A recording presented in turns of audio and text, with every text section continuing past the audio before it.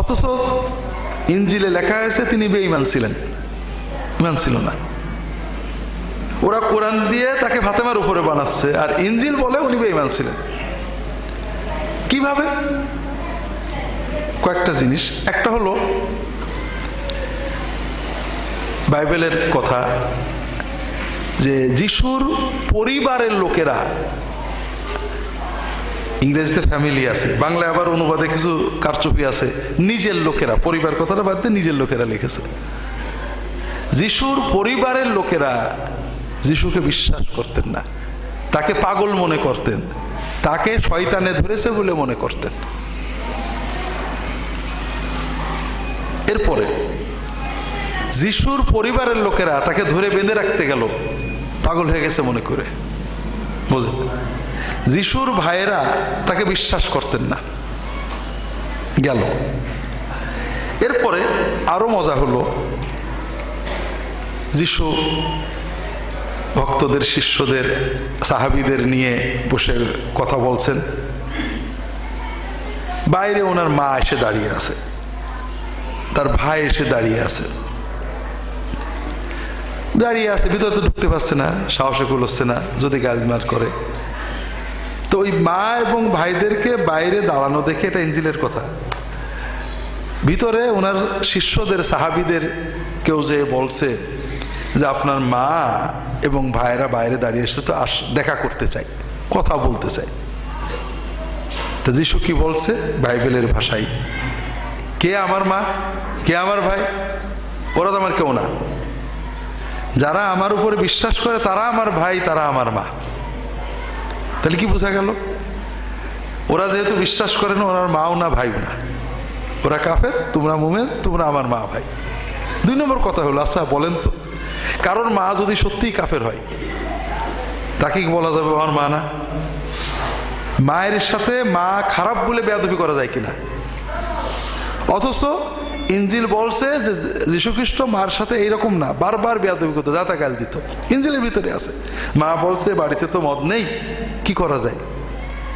এই বেটি, এই বাবারা, তোমার সাথে আমার কথা কি?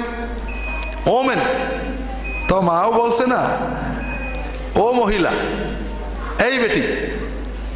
কোন লোক যদি নিজের মাকে এই বেটি বলে ডাকে, আপনারা কি বলবেন? তো এই হলো এই বইটার অবস্থা। এখন আমরা বুঝি না, আমরা তাই তো মরিয়মকে আল্লাহ কোরআনে ইস্তাফাকে ওয়া তাহহারাকে ওয়াস্তাফাকে আলা নিসাইল আলামিন, তাহলে তো মরিয়ম বোধহয় বড়, তাহলে মরিয়ম বড় হলে আমাদের মরিয়মের দলে। মরিয়ম তো খ্রিস্টান ছিল না, মরিয়ম নিজের ছেলেকেই মানে ইনজিলের ভাষায়। কাজেই মরিয়ম এবং অন্যান্য অনেক মহিলাকে আল্লাহ বাছাই করেছেন, তাদের মর্যাদা দিয়েছেন। অনেক লাখ লাখ মেয়ে মহিলা আল্লাহ মর্যাদা দেবেন, কিন্তু জান্নাতে যে নেতৃত্ব লাখ লাখ তোর পাবে না, একজন পাবে। কে? ফাতেমা তো সাইয়্যিদাতুন নিসায়ে আহলিল জান্নাহ। তো যাই হোক, এই যে বিষয়গুলো আমাদের বুঝতে হবে, বোঝাতে হবে, তবে সবসময় শালীনভাবে সুন্দর করে চেষ্টা করতে হবে সাধ্যের ভিতরে, যেন দাওয়াতের ক্ষেত্রে আমরা আক্রমণাত্মক না হই, যথাসম্ভব সাধ্যের ভিতরে শয়তান দ্বারা প্রভাবিত না হই। শয়তান আসবে, আমাদের দায়ীরা সবাই আয়াতগুলো মুখস্থ আছে। আল্লাহ কি বলছেন? ওমান আহসানু কাওলাম মিম্মান দাআ ইলাল্লাহ, সবচেয়ে সুন্দর কথা তো সেই বলে যে আল্লাহর দিকে ডাকে, আল্লাহর দিকে ডাকে। ওয়া আমিলা সলেহান, নিজেও নেক আমল করে। ওয়া ক্বালা ইন্নানি মিনাল মুসলিমিন, এবং বলে আমি মুসলমান। ওয়ালা তাস্তাবিল হাসানাতু ওয়ালা সাইয়্যা, ভালো আর মন্দ সমান হতে পারে না। ইদফা বিল্লাতি হিয়া আহসান, খারাপটাকে ভালো দিয়ে প্রতিরোধ করো, প্রতিহত করো। ফাইদা আল্লাযী বাইনাকা ওয়া বাইনাহু আদাওয়াতুন কাআন্নাহু ওয়ালিয়্যুন হামীম, তাহলে যার সাথে তোমার কঠিন শত্রুতা, আগামীকাল সে তোমার বন্ধু হয়ে যাবে। মা ইয়ালাক্কাহা ইল্লাল্লাযীনা সাবারু, আর এই গুণ অর্জন করতে ধৈর্যের অনুশীলন লাগবে। ওমা ইয়ালাক্কাহা ইল্লা যু হাযিন আযীম, আর এই গুণ যারা পাবে তারাই সৌভাগ্যবান। এরপরে আল্লাহ বলছেন ওয়াইম্মা ইয়ানজাগান্নাকা মিনাশ শাইতানি নাজগুন ফাস্তাইজ বিল্লাহ। তার মানে সবর করা, বসে থাকা, সুন্দর কথা বলা, সুন্দর দিয়ে অসুন্দরকে প্রতিহত করা, সবকিছুর ভিতরেই ফটাস করে শয়তান ঢুকে যেতে পারে, রাগ হয়ে যেতে পারে, জেদ ক্রোধ হতে পারে। আর এটা যখনই বুঝতে হবে প্রথম কাজ হলো আল্লাহর কাছে আশ্রয়, আউযু বিল্লাহি মিনাশ শাইতানির রাজিম। কাজেই রাগ ক্রোধ আসবে ময়দানে গেলে, মানুষ তো আমরা। তবে এই সকল ক্ষেত্রে আল্লাহ তাআলার কাছে আশ্রয় চাওয়া, বেশি বেশি করে দরুদ শরীফ পড়া, বেশি বেশি করে তাসবিহ তাহলিলের মাধ্যমে মনটাকে নরম করা, আল্লাহ তাআলার কাছে তৌফিক চাওয়া, এগুলোর মাধ্যমে আমাদেরকে নিয়ন্ত্রণ করতে হবে। আল্লাহ তাআলা তৌফিক দান করুন, আমিন। আমরা বর্তমানে রবিউল সানি মাসের রয়েছি। আর রবিউল সানি মাস আমাদের বাংলাদেশের মুসলমানদের কাছে অন্য কোনো গুরুত্ব থাক না থাক, আব্দুল কাদের জিলানী রহমতুল্লাহ আলাইহির কারণে ফাতেহায়ে ইয়াজদাহাম নামে একটা অনুষ্ঠান আছে। অনেকে এখন বোঝেও না যে ইয়াজদাহাম কি, কিন্তু বিশ্ববিদ্যালয়ে ছুটি দেয় ফাতেহায়ে ইয়াজদাহাম, স্কুল কলেজে ছুটি দেয় ফাতেহায়ে ইয়াজদাহাম। ইয়াজদাহাম মানে হলো 11। এটাকে আবার অনেক সময় 11 শরীফ বলে, উর্দু দিয়ে 11। এখন আবার বাংলা করেছে 11 শরীফ। কিন্তু 11টা কোথাও নেই। ঐতিহাসিকরা লিখেছেন 561 খ্রিস্টাব্দের রবিউল সানি মাসের 10 তারিখে, কয় তারিখে? 10 তারিখে আব্দুল কাদের জিলানী মৃত্যুবরণ করেন। আব্দুল কাদের জিলানীর নাম জানে না এরকম মানুষ মুসলমান শুধু না, অমুসলমানও বাংলাদেশে নেই। আমাদের বাংলাদেশের মুসলমানরা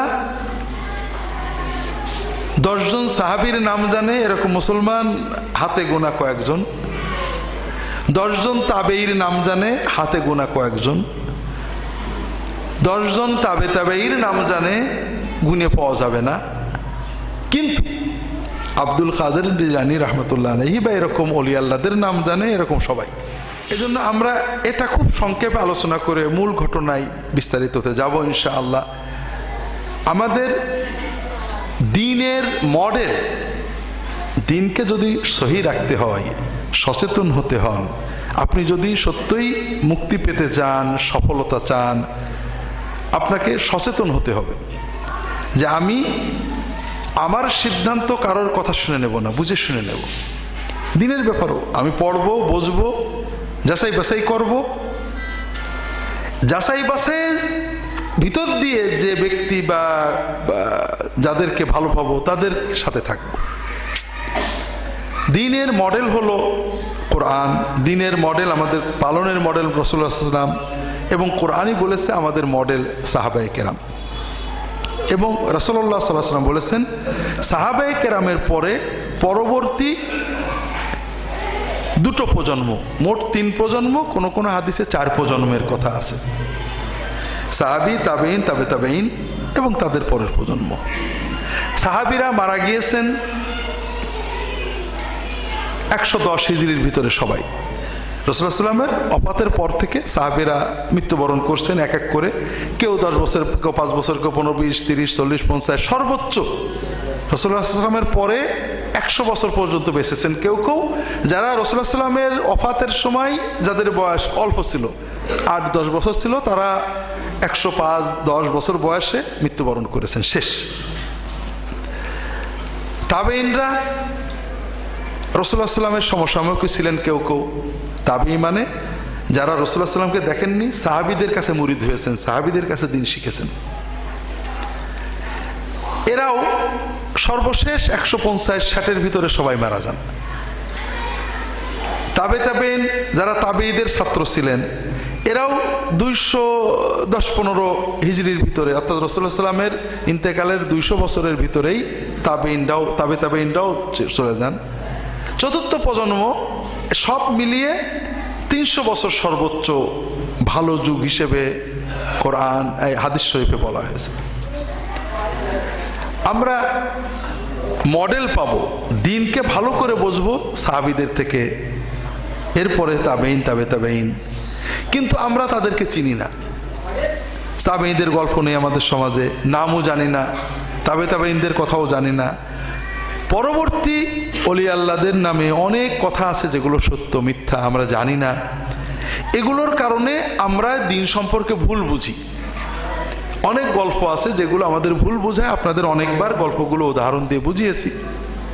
তবে এর অর্থ এই নয় যে এই সকল বুজুর্গ আল্লাহ তাআলার প্রিয় বান্দারা তারা দিনের কোনো কাজ করেননি, তা না।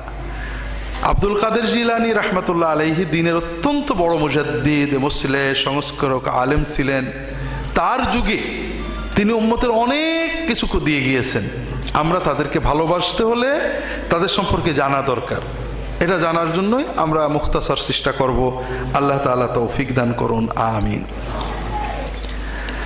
রাসূলুল্লাহ সাল্লাল্লাহু আলাইহি ওয়াসাল্লামের তিরোধানের, মৃত্যুর 300 বছরের ভিতরে ইসলামের রাজনৈতিক অবস্থাও খারাপের দিকে যেতে লাগলো। মুসলমানদের দেশগুলো ছোট ছোট দেশে ভাগ হয়ে গেল, আলাদা আলাদা স্বাধীন হয়ে গেল।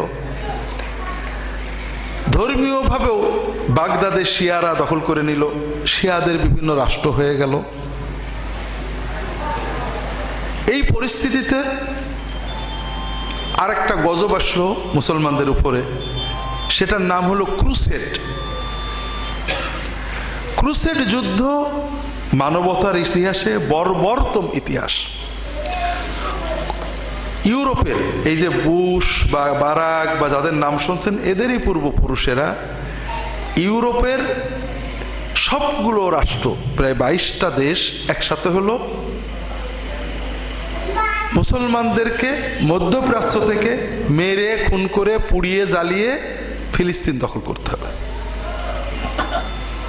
আর মুসলমানদের যদি যত বেশি মারতে পারবে, বিশেষ করে যদি তরবারিতে না মেরে আছাড় মেরে মারতে পারো, তাহলে তুমি তাড়াতাড়ি জান্নাতে যাবে। আর যদি কাঁচা গোশত খেতে পারো, তাহলে তুমি বিনা বিচারেই জান্নাতে যাবে। এই বর্বরতাটা আমি বানিয়ে বলছি না, এগুলো খ্রিস্টান ঐতিহাসিকদের লেখা ইতিহাসে আছে। এই বর্বরতা নিয়ে তারা আক্রমণ করলেন মুসলমানদের দেশ। মুসলমানদের দেশ আক্রমণ করলেন, ইতিহাসে ম্যাপে দেখবেন বর্তমান যে তুরস্ক, এখানে কনস্টান্টিনোপল ছিল, ওই পথ দিয়ে এসে মুসলমানদের এশিয়া মাইনরের দেশ আক্রমণ করলেন। সিরিয়া, ইরাক, মিশর, বর্তমানে যে দেশগুলো দেখছেন, এই দেশগুলোর অধিকাংশ এলাকা দখল করে নিলেন।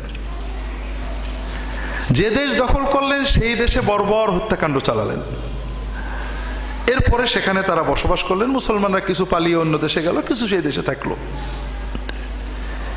এ সময়ে মুসলমানরা হীনবল, রাজনৈতিক নেতৃত্ব দুর্বল। যখন মুসলমানদের একটা দেশ পতন ঘটে, পাশের দেশটা খুশি হয়, আমার দুশ্মনটা গেছে। আবার যখন তাকে ধরে তখন আবার কাঁদে। কোনো ঐক্য নেই, মহব্বত নেই, শক্তি নেই। এই ক্রুসেড যুদ্ধ শুরু হয় 490 হিজরির দিকে। ঠিক এই যুদ্ধের কিছু আগে 471 হিজরিতে আব্দুল কাদের জিলানী রহমতুল্লাহ আলাইহির জন্ম। ক্রুসেড যুদ্ধ শুরু হওয়ার পরে যখন মুসলিম বিশ্বে হতাশা, দুর্ভোগ, লক্ষ লক্ষ মুসলমানকে অকারণে মেরে ফেলা হচ্ছে, মানুষের ভিতরে কিভাবে এই খ্রিস্টানরা বাঁচা যাবে উপায় নেই। খ্রিস্টানরা গৌরব করে চিঠি লেখে, ইংল্যান্ডে বিভিন্ন এসে চিঠি আছে যে আমরা আকা দখল করছি, ফিলিস্তিন দখল করছি, অমুক দখল করছি, আমরা ইনশাআল্লাহ, মানে ইনশাআল্লাহ তো আমি বলছি, আমরা কিছুদিনের ভিতরে মক্কা মদিনা দখল করব, মক্কার কর ভেঙে ফেলবো, মদিনায় মুসলমানদের নবীর লাশ পোড়াই দেবো, ব্যাস ইসলাম শেষ হয়ে যাবে। এটা তারা স্বপ্ন দেখছে। এই সময়ে যখন মানুষের ভিতরে মুসলমানদের পতন কেন আসে? যখন জুলুম বাড়ে, অন্যায় বাড়ে, আবার আলেম উলামারাও সেই অন্যায়ের প্রতিবাদ করেন না। মুসলমানদের দেশগুলোর এই অবস্থা ছিল। কেমন? রাজা বাদশাহ তাদের সোনা দানা, বড় বড় আমির সোনা দানা ভরেছে ঘর ভরা, আর মানুষ খাইতে পায় না। মাজলুমের বিচার হয় না, দুর্ভিক্ষ, অভাব, ইনসাফ নেই, জুলুম আছে, ঘুষ ছড়িয়ে গেছে, সামাজিক অবক্ষয়। আলেম ওলামারা পর্যন্ত দুনিয়ামুখী, যেমন আমরা বর্তমানে দুনিয়ামুখী, ওলামা লীগ, ওলামা দল, অমুক দল, প্রজন্ম, কত কিছু করছি আমরা, দুনিয়ার ধান্দায় সবই আমরা করছি। তো ওলামারা ওই রকম হয়ে গেছেন, রাজা বাদশাহ আমির ওমরার সাথে নান্দাবাজি করছেন। আর ওলামারা যখন সমাজের দুনিয়ামুখী হয়ে যান, তখন আর মানুষের ব্যথা বেদনা বলার কেউ থাকে না। তো এই পরিস্থিতিতে আব্দুল কাদের জিলানী রহমতুল্লাহ আলাইহি 471 হিজরিতে ইরানের, পারস্যের কিলান বা গিলান নামক জায়গায় জন্মগ্রহণ করেন, যে কারণে তাকে জিলানি বলা হয়। তার বয়স যখন একটু বড় হলো, যখন 18 বা এরকম বয়স হলো, দেশে তিনি লেখাপড়া শিখেছেন। তিনি বাগদাদে আসলেন। যেমন আপনি ঝিনাইদহ থেকে অথবা দিনাজপুর থেকে ঢাকায় চলে গেলেন, একেবারে দাওরা হাদিস পড়ে ওখানে বড় বড় আলেমদের কাছে লেখাপড়া করার জন্য, কারণ আলেম উলামা রাজধানীতে বেশি, বাগদাদ হলো রাজধানী। ওখানে যাওয়ার পরে তিনি হাম্বলি মাযহাবের আলেমদের কাছে লেখাপড়া করলেন। তিনি হাম্বলি মাযহাবের বড় ফকিহ হয়ে গেলেন। হাম্বলি মাযহাব মানে সৌদি আরবের ওহাবিরা যে মাযহাবের, রফাদাইন করতে হবে, জোরে আমিন বলতে হবে, কথা বোঝেননি? আমি মাঝে মাঝে আপনাদের বলি যে আপনারা হানাফিদের মসজিদ থেকে কেউ জোরে আমিন বললে বের করে দেন, রফাদাইন করলে বের করে দেন। আপনি মনে রাখেন, আপনি কিন্তু আব্দুল কাদের জিলানীকে বের করে দিচ্ছেন। আব্দুল কাদের জিলানী রফাদাইনি করতে, জোরে আমিন বলতেন। তো যেটা বলছিলাম, উনি হাম্বলি মাযহাবের খুব বড় ফকিহ হয়ে গেলেন, আলেম হিসেবে সুনাম আসলো। এরপরে উনি তাজকিয়ার জন্য, তাসাউফের জন্য মুরিদ হলেন। মুরিদ কিভাবে হতে হয় বলেন না আপনারা? আমি একা কথা বললে হয় নাকি? মুরিদ কিভাবে হতে হয়? পীর কিভাবে ধরতে হয়? জড়াই ধরতে হয়? কিভাবে ধরতে বলেন না একটু? হাত ধরতে হয়। মাশাআল্লাহ, এটুকু শুনি। আব্দুল কাদের জিলানী কার হাত ধরেনি। আসলে অনেক বিষয় আমরা আছে, এগুলো সব বানোয়াট। পীরের উনি হাতও ধরেননি, পাও ধরেননি। উনি পীরের কাছে গেছেন সহবত নিতে। পীর মুরিদির মাধ্যমে যেটা হয়, এটা বেসিক্যালি দিনের একটা ভালো কাজ। সেটা কি? নেককার মানুষের সহবতে যাওয়া। পীর ধরা মানে পীরের হাত ধরে রাখলাম, পীর একেবারে টান দিয়ে জান্নাতে ফেলে দেবে, এটা হলো মুশরিকদের কথা, শিরক। কেউ কারোর টান দিয়ে জান্নাতে যান। স্বয়ং রাসূলুল্লাহ সাল্লামের হাত ধরেছে, রাসূলুল্লাহ সাল্লাম বায়াত করতেন, কোনো পীর সে বায়াত করতো না। রাসূলুল্লাহ সাল্লামের হাতে বায়াত করেছে, দোজখে যাবে না অনেকে? আব্দুল্লাহ ইবনে উবাই ইবনে সালুল নবীজির হাতে হাত দিয়ে হাত ধরেছে, একেবারে পীর ধরাচ্ছে, শক্ত করে ধরেছে। নবীজির হাদিয়া দিয়েছে, তোফা দিয়েছে, নামাজ পড়েছে, বাড়ির তার পিছনে জিহাদ করেছে, কিন্তু ঈমান ঠিক হয়নি, জান্নাত পাবে না। নবীজি তার আব্দুল্লাহ ইবনে উবাই ইবনে সালুলের মৃত্যুর পরে নিজের জামা খুলে দিয়েছেন, গায়ের পিরহান, ওই লোকের গোসল করে কাফন বানাইছে, নবীর গায়ের জামা দিয়ে কাফন। এরপরে নবীজি নিজে জানাজা পড়াইছেন, নবীজি নিজে পুরো গায়ে হাত বুলায়ে ফু দিয়ে দিয়েছেন, কোনো কাম হবে না। রাসূলুল্লাহ সাল্লাম ফাতেমা রাদিয়াল্লাহু তাআলা আনহাকে বলছেন, ইয়া ফাতেমা আনকিজি নাফসাকি মিনান নার ফাইন্নী লা উগনি আনকি মিনাল্লাহি শাইআ। ফাতেমা, নিজের আমল করে নিজেকে জাহান্নাম থেকে বাঁচাতে হবে, আমি কিন্তু কিছু করে দিতে পারবো না। রাসূলুল্লাহ সাল্লাল্লাহু আলাইহি ওয়াসাল্লাম সাহাবীদেরকে নসিহত করছেন, যাকাতের নসিহত, যাকাত দিতে হবে, করতে হবে, তাই করবে। যদি না দাও, তোমার সম্পদ কিয়ামতে তোমাকে কামড়াবে, সাপ বানানো হবে, আগুন দিয়ে সেক দেওয়া হবে। যখন তুমি আমাকে দেখবে চিল্লাবে, ইয়া মুহাম্মদ আনকিজনি, ইয়া রাসূলুল্লাহ আনকিজনি, ইয়া মুহাম্মদ আমাকে বাঁচান, তরান তরান। আমি বলবো, লা উগনি আনকা শাইআন কাদ বাল্লাগতু, আমি তোমার কিচ্ছু করে দিতে পারবো না, সব বলে দিয়েছিলাম, শোনো না কেন? কাজেই পীর ধরা মানে পীর একেবারে হাত অথবা পা এমন একটা ধরবো যে জান্নাত পর্যন্ত সাথেই নিয়ে যাবে, এটা হলো শিরকি কথা। পীরের সহবতে যাওয়া, এটার পর্যায়ে আছে। আপনাদের মনে আছে কিনা, এই আজকে একটু আগে বললাম, আমাদের মডেল কারা? সাহাবায়ে কেরাম। তারপরে তাবে তাবেইন। খুব ভালো করে বুঝলেন। সাহাবেরা মারা গিয়েছেন 100 হিজরির ভিতরে, 110-এর ভিতরে, তাবেইনরা 160-এর ভিতরে, তাবে তাবেইনরা 220-25-এর ভিতরে। এটা হলো। আর তাবে তাবেইনদের পরের প্রজন্ম ইমাম বুখারী, আহমদ, এরা হলো তার পরের প্রজন্ম। এটাও 300 হিজরির আগে শেষ হয়ে গেছে। আর এই 300 হিজরি পর্যন্ত সাহাবী, তাবেইন, তাবে তাবেইনদের যুগে একজন পীর ধরার কোনো নিয়ম ছিল না। পীর ধরার মাধ্যমে যে ইবাদত আমরা করি এটা হলো সহবত, একজন নেককার মানুষের সাহচর্য নেওয়া, সহবত নেওয়া। এটা তাবেইনরা নিতেন। রাসূলুল্লাহ সাল্লাল্লাহু আলাইহি ওয়াসাল্লামের সাহাবীরা নবীজির সহবত নিতেন, এরপর নিজেরা বসতেন। তাবেইনরা নবীজি সাল্লাল্লাহু আলাইহি ওয়াসাল্লামের চলে যাওয়ার পরে তাবেইনরা কোনো এক সাহাবীর মুরিদ কেউ হননি। এই সাহাবীর কাছেও যাইতেন, আরেকজন সাহাবী পেলে যাইতেন, বসতেন, কাউকে হয়তো বেশি পাইতেন, বেশি যাইতেন। কারণ সহবত নিতে হবে, একজনকে জড়াই ধরতে হবে এটা না, এটা সুন্নতের খেলাফ। প্রয়োজনে না থাকলে একজনই ধরতে হবে, আর কারো পাচ্ছে না সেটা ভিন্ন কথা। কারণ একজন ধরলে অনেক সমস্যা আছে। মুরিদ কার হয়? পীরের, ঠিক না? পীরের মুরিদ হয় না? তাহলে মুরিদ হলো আমি। মুরিদ মানে যে ইচ্ছা করে, চায়। আর মুরাদ বলে যাকে চাওয়া হয়। তাহলে আমি গেলাম পীরের কাছে, আমি মুরিদ, তাহলে আমার মুরাদকে পীর সাহেব। এটা হলো ইমানের সাথে সাংঘর্ষিক। আমার মুরাদ আল্লাহ এবং তার রাসূল। তাহলে আমি পীরের কাছে যাচ্ছি পীরের মুরিদ হতে না, রাসূলুল্লাহ সাল্লাল্লাহু আলাইহি ওয়াসাল্লামের তরিকায় আল্লাহ পাওয়ার জন্য, ঠিক না? আমি যখন এক পীর ধরবো, যতই নিয়ত ভালো থাক, ওই পীর আমার মুরাদ হয়ে যায়।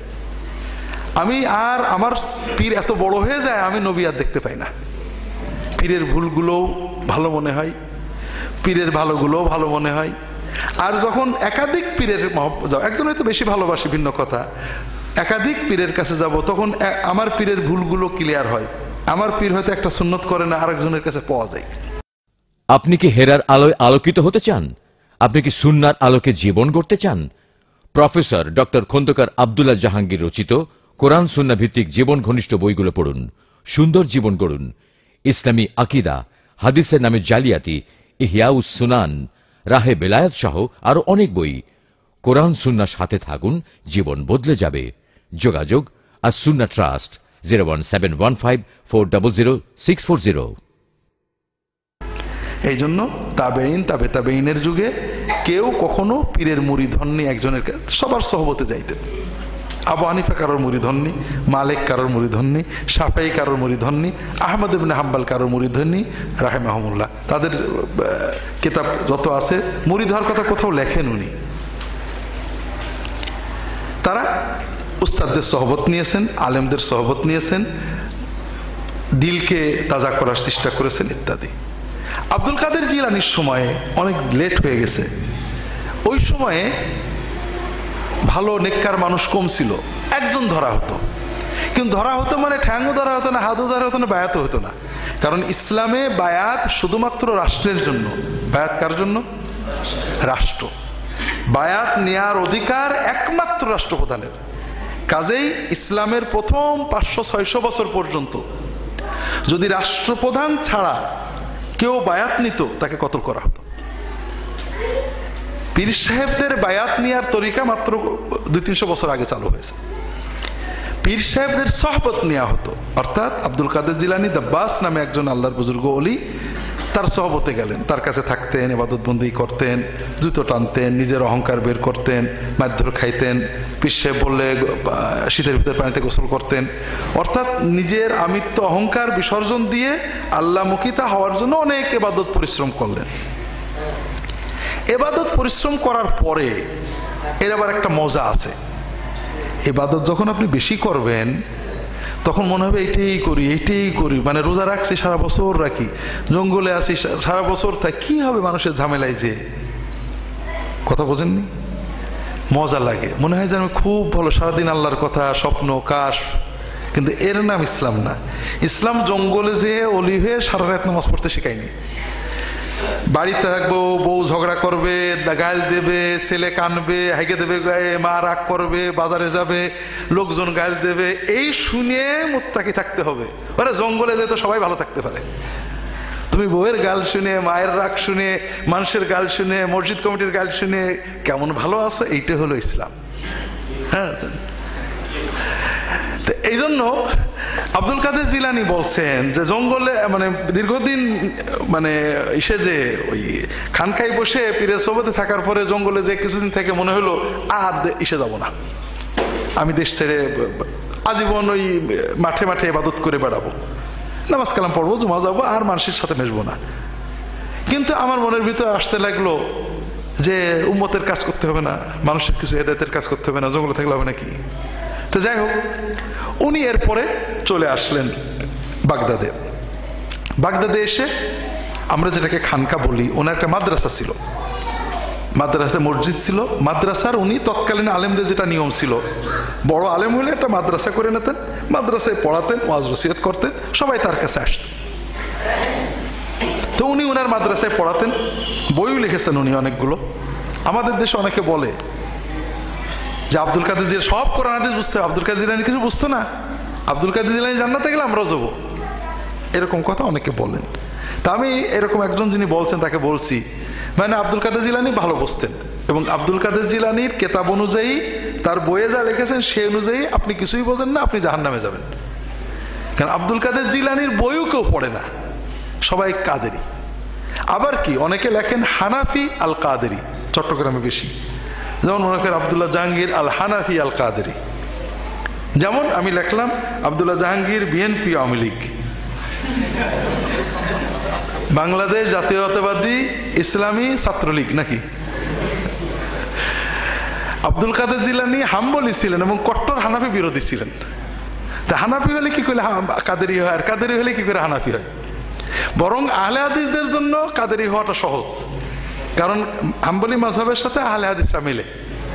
তো যেটা বলছিলাম, এই মাদ্রাসা, মসজিদ, খানকায় উনি ওয়াজ করতেন, পড়াতেন, এবং কিছুদিনের ভিতরেই ওনার তাসির ব্যাপক হয়ে গেল। কারণ উনি আখেরাতমুখী তার ওয়াজ করতেন, যে তোমরা আখেরাতে চিন্তা করো, দুনিয়ামুখীতা বাদ দাও, এবং উনি সমাজ সচেতন ছিলেন। আমরা তো এখন কাদেরি হয়েছি, চিশতি হয়েছি, নকশবন্দি হয়েছি। আমাদের দেশে এখন ভণ্ডামিতে সেরা হয়ে গেছে মুজাদ্দিদিয়া তরিকা। মুজাদ্দিদ আলফেসানি রাহমাতুল্লাহ আলাইহি, যার নামে তরিকা, তিনি বললেন কেউ জোরে জিকির করতে পারবে না, জিকিরের সময় ঘাড় নাড়াতে পারবে না, তাহাজ্জুদ, জামাতে নামাজ, সব ফরজ, ওয়াজিব, সুন্নত, নফল সব কমপ্লিট না করে কেউ তরিকতের লাইনে আসতে পারবে না। আমরা এখন জোরে জিকির, লাফানো জিকির, নামাজ নেই, রোজা নেই, সব জিকির করছি। আব্দুল কাদের জিলানী সমাজের অন্যায় প্রতিরোধ করার জন্য, এই মুজাদ্দিদ আলফেসানি রাহমাতুল্লাহ আলাইহি অন্যায় প্রতিরোধ করার জন্য কিভাবে বাদশাহ ওই সময়ে দ্বীনে ইলাহি চালু করছিলেন, অর্থাৎ ইসলামের কিছু কিছু বিধিবিধান নষ্ট করে দিছিলেন। আর একটা ছিল বাদশার কাছে গেলে বাদশাকে সেজদা করতে হবে, বাদশাকে সেজদা করতে হবে। আব্দুল কাদের জিলানী, এই মুজাদ্দিদ আলফেসানি এই দ্বীনে ইলাহির বিরুদ্ধে সংগ্রাম শুরু করলেন, প্রচন্ড সংগ্রাম। সংগ্রাম মানে মারামারি খুনোখুনি না, মানুষের ভিতরে বলা এটা অন্যায়, এটা রোধ করতে হবে। জনমত তৈরি হলো, মানুষ ভক্ত হয়ে গেল। বাদশাহ শেষে ওনাকে জেলে দিলেন, বাদশাহ তাকে জেলে দিলেন। উনি জেলখানায় বসেই দাওয়াত দিতে লাগলেন, কোনো সমস্যা নেই। ওনার দাওয়াত এত বেড়ে গেল যে স্বয়ং সেনাপতি এসে ওনাকে বললেন যে হুজুর, এ বাদশা দিয়ে হলো না, আপনি অনুমতি দিলে আমরা আপনাকে বাদশা বানিয়ে ওই বাদশাকে কতল করে দেব। উনি বললেন না, আমি বাদশা হওয়ার ভিতরে নেই, ওই বাদশা হবে নইলে আর কেউ হবে, কিন্তু তোমাদের এই শিরক কুফর ছাড়তেই হবে, নাইলে আমার সংগ্রাম চলবে। শেষে এসে বাদশাহ তার দ্বীনে ইলাহি ছাড়লেন, দ্বীনের পথে আসলেন। তাহলে দেখেন, লক্ষ্য করে, বাদশাকে মুরিদ বানাতে পারতেন। বাদশাহ মুসলমান, শুধু সেজদা দেয়। এই সেজদার বিরুদ্ধে সমাজকে পরিবর্তনের জন্য, সমাজের অন্যায়কে দূর করার জন্য ওনার সাধ্যমতো চেষ্টা করেছেন। কখনো বাদশাকে মুরিদ করে হাদিয়া আনার চেষ্টা করেননি। আর আমরা এখন পীর সাহেবদের মুরিদ, মুসলমান, হিন্দু, সেজদা, কাফের, মুশরিক, বাদশাহ, প্রেসিডেন্ট, রাজা, বাদশাহ, হালাল আরাম সব। অথচ আমরা মনে করি আমরা পীর সাহেব, আমরা মুজাদ্দিদি পীর সাহেব। বাপরে বাপরে বাপ! যে মুজাদ্দিদ তার মুজাদ্দেদ হওয়ার জন্য জেল খাটা লাগলো, বাচ্চার বিরুদ্ধে কতলের ভয় দেখানো হলো, তাকে কতল করতে যাওয়া হলো, তারপরও বাচ্চাকে মুরিদও করলেন না, বাচ্চার কাছেই গেলেন না, মাথাটাও নত করলেন না কোনোভাবেই। আর আমরা মনে করছি যে পীর মুরিদি একেবারে ঘরে বসে থাকবো আর আমাদের লাখ লাখ টাকা আসবে দেবে, আমরা পীর মুরিদি করছি। আব্দুল কাদের জিলানী একই অবস্থা। পীর মাশায়েখ উলামা যাদের নাম ভাঙিয়ে আমরা বাণিজ্য করি তারা কেউই খারাপ ছিলেন না, আমরা তাদের নামে খারাপ করি। তারা দিন প্রচার করেছেন, তারা বেদাত, সবচেয়ে বেশি বেদাত বিরোধী ছিলেন মুজাদ্দেদ আল-ফেসানি রাহমাতুল্লাহ আলাইহি।